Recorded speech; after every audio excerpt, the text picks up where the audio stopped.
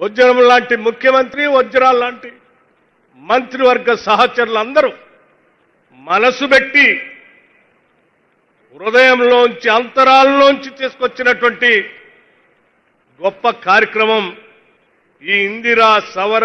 గిరిజల వికాసం. తరతరాలుగా అడవుల్లో మగ్గిపోతూ అడవిలో ఉన్నటువంటి భూమి వారిదైనప్పటికి కూడా దానిపైన ఎటువంటి హక్కులు లేకుండా, అడవిలోంచి వచ్చే సంపదని వాళ్ళు పొందలేకుండా మదన పడుతూ వాటిని అందుకోవటం కోసం వారి శ్రమని, రక్తాన్ని అన్నింటినీ స్వేదంగా మార్చి పోరాటం చేస్తే కూడా దక్కలేదు వాళ్ళకి.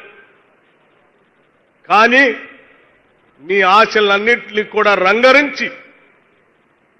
ఈ రాష్ట్ర ముఖ్యమంత్రి రేవంత్ రెడ్డి గారి నాయకత్వంలో ఈ రాష్ట్ర ప్రభుత్వం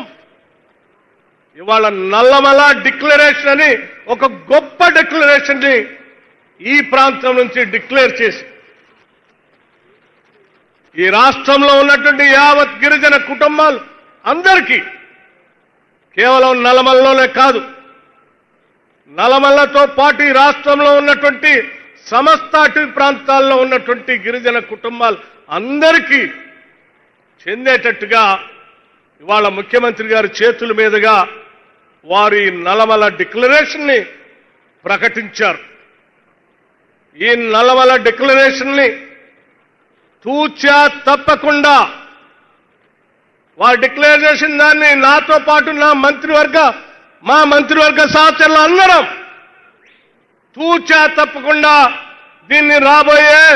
4 సంవత్సరాల్లో సంపూర్ణంగా అమలు చేసి మీ అందరికీ ఫలాలు